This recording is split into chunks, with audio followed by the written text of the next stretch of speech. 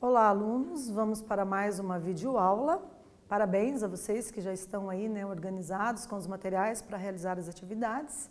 Hoje nós vamos aprender mais um pouquinho sobre contos indígenas.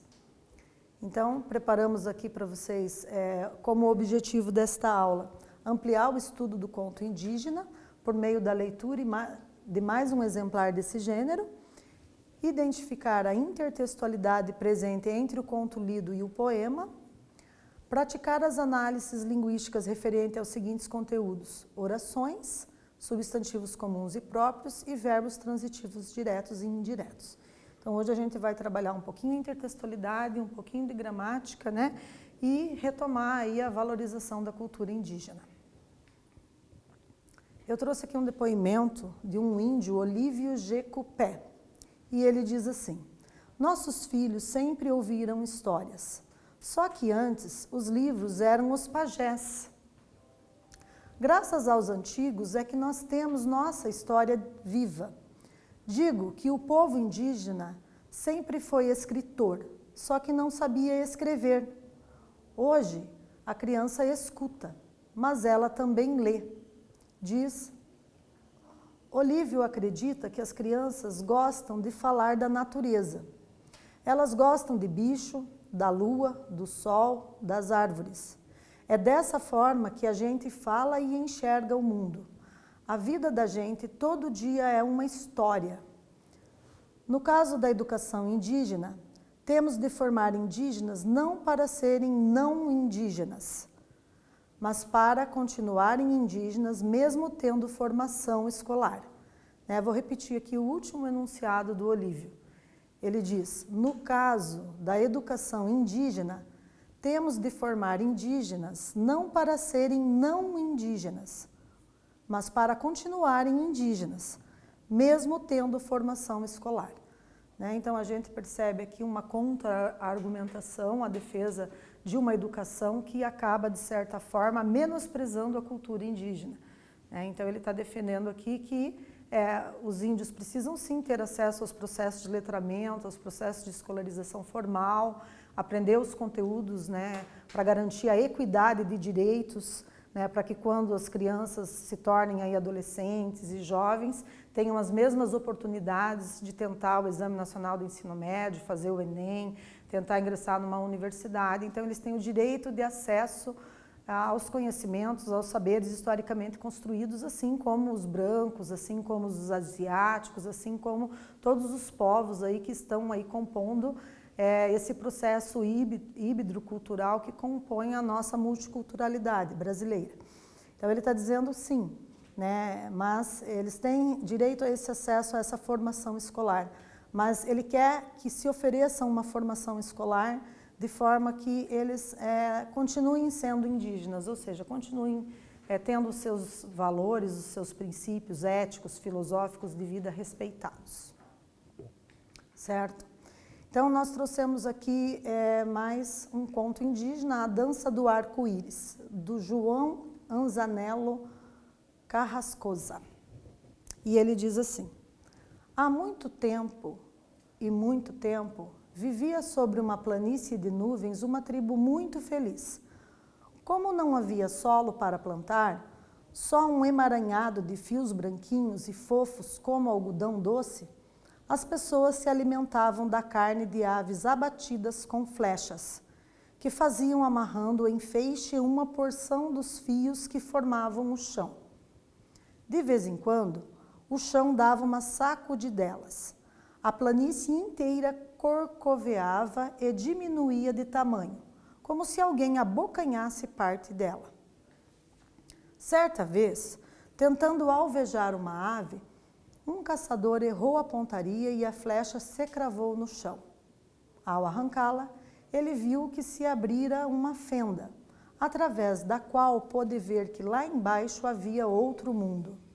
Espantado, o caçador tampou o buraco e foi embora. Não contou sua descoberta a ninguém. Na manhã seguinte, voltou ao local da passagem.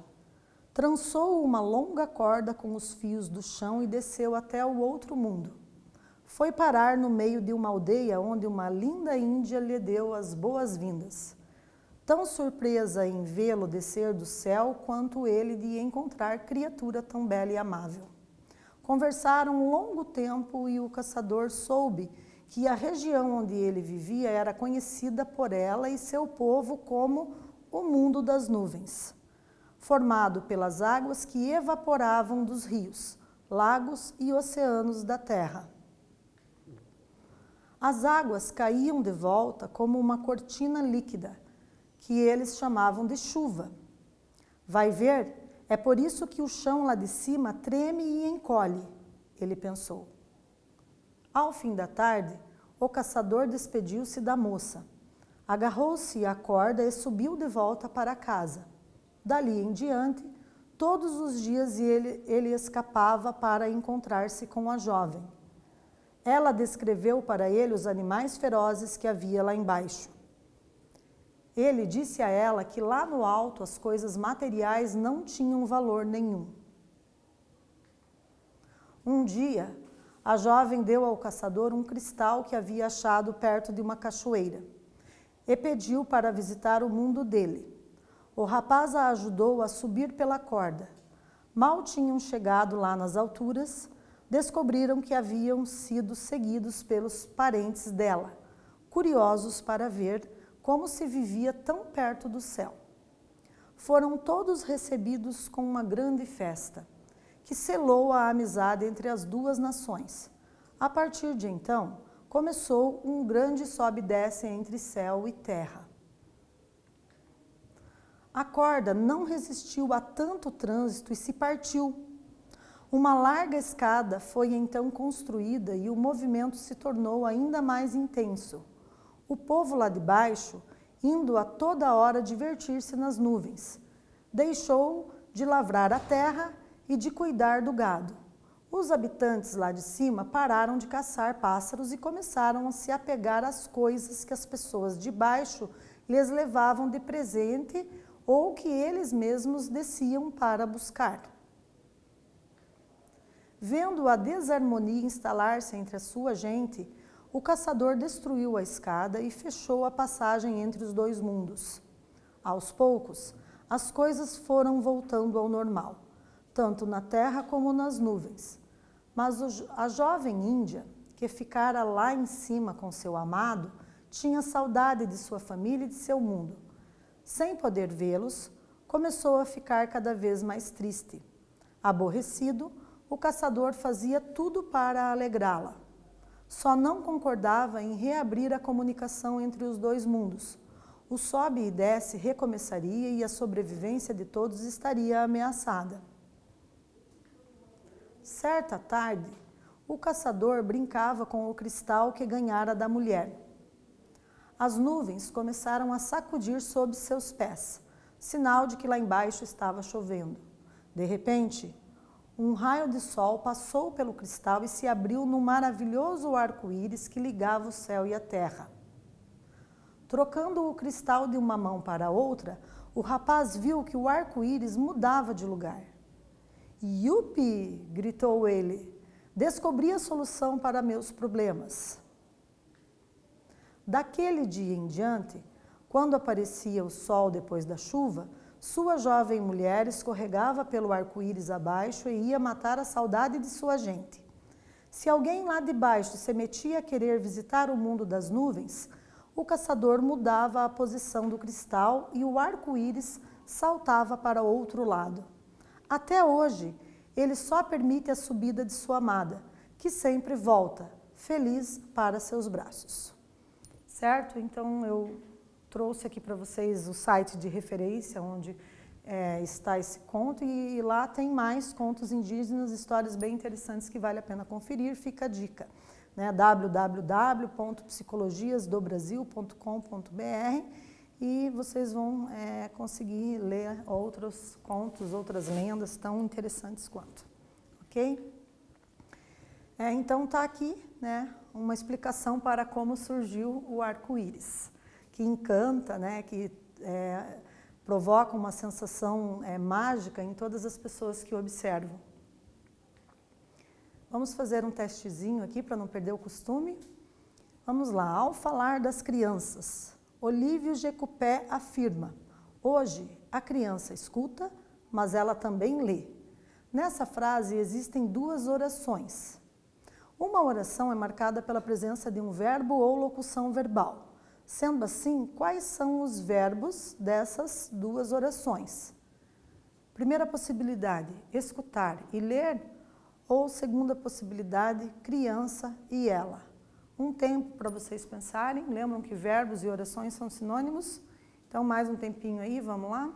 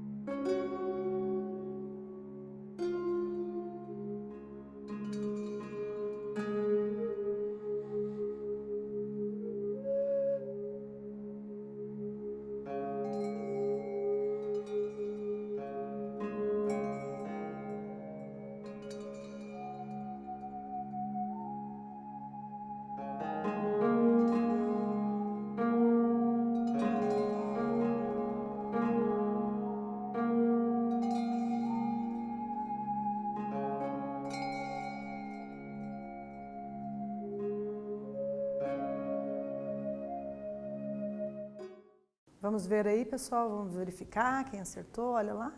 Escutar e ler.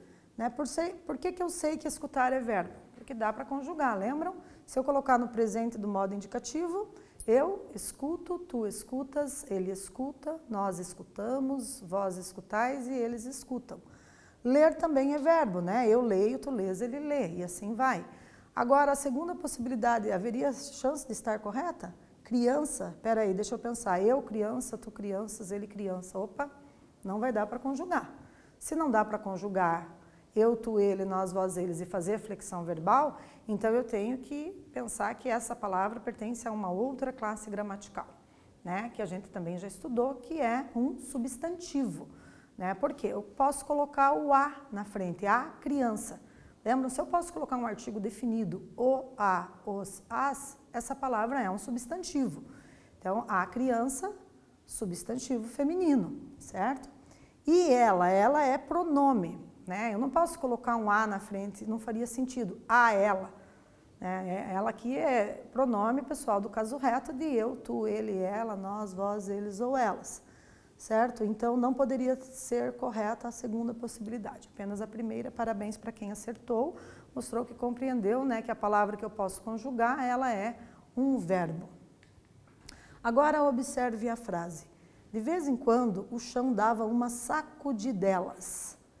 Nessa frase, existe uma figura de linguagem denominada de.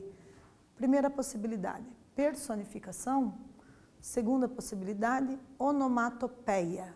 E aí, vamos ver quem se lembra dessa? Um tempo para pensarem.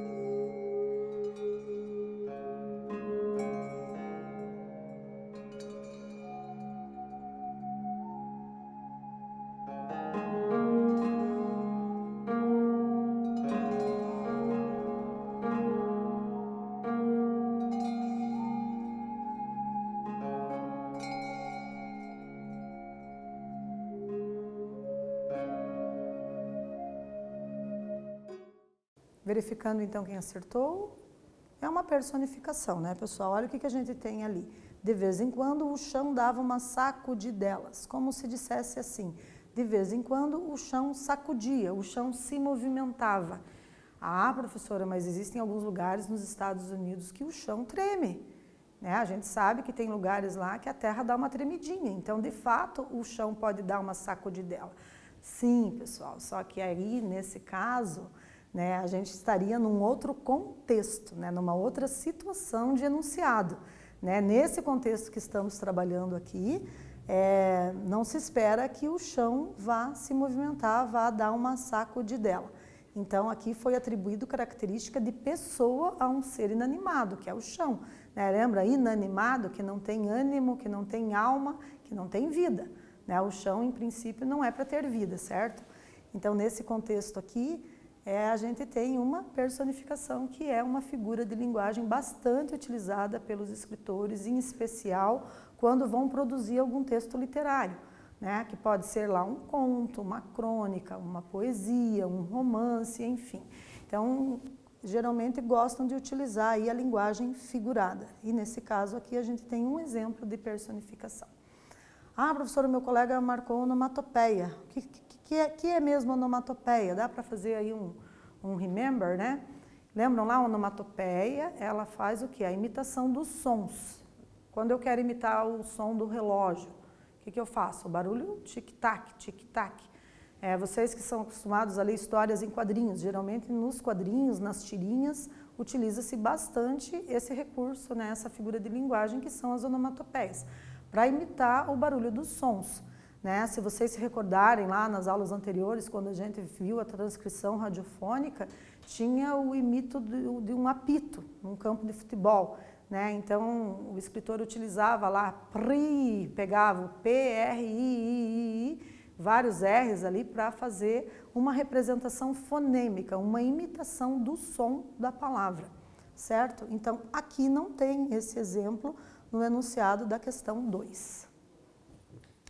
Vamos para mais um quiz, mais um exercício aí para vocês marcarem um X de múltipla escolha, né? Uma questão objetiva. De acordo com esse fragmento do texto, nossos filhos sempre ouviram histórias, só que antes os livros eram os pajés. As histórias na cultura indígena eram repassadas da seguinte forma. O que essa frase indica? Alternativa A, escrita conforme os contos. B, desenhada, como nas tirinhas. C, falada, de acordo com a oralidade. Ou D, por meio da linguagem verbal e não verbal. Então, de acordo com esse enunciado, nossos filhos sempre ouviram histórias, só que antes os livros eram os pajés. De acordo com esse enunciado, qual seria a resposta mais apropriada para essa questão? Um tempo para vocês pensarem.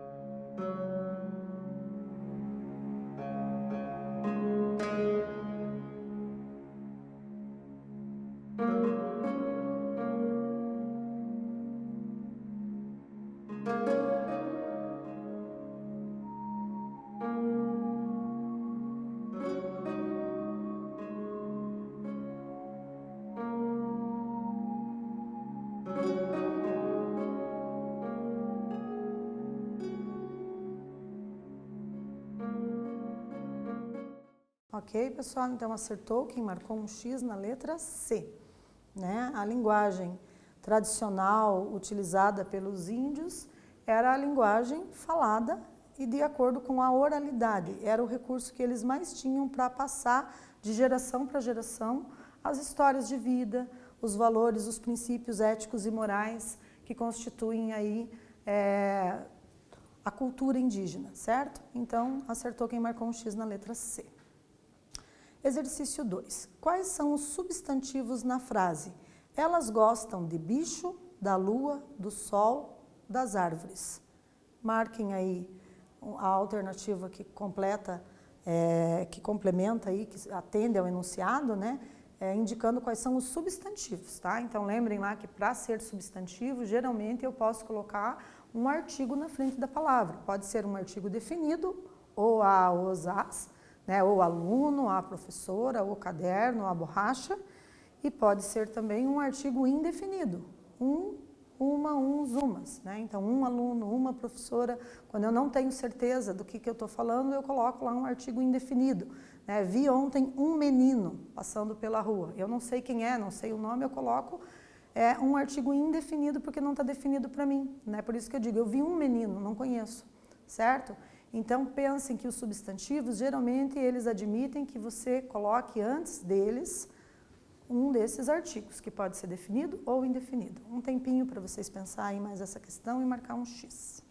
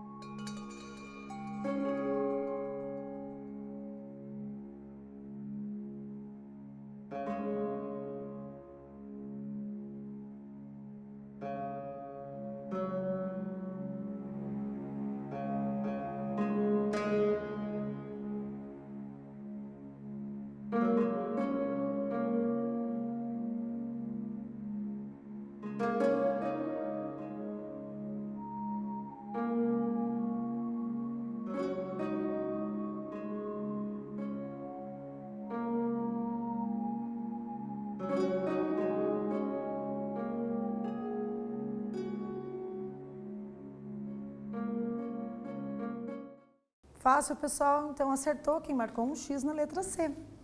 Então, os substantivos são bicho, lua, sol e árvores. Eu posso colocar lá os artigos na frente. O bicho, a lua, o sol, as árvores. Os artigos definidos, o a, os as, então eu tenho clareza de que aqui nós temos substantivos, né? Lembram que os substantivos podem ser próprios, podem ser comuns, né, abstratos, primitivos, derivados, nós temos várias classificações dos substantivos.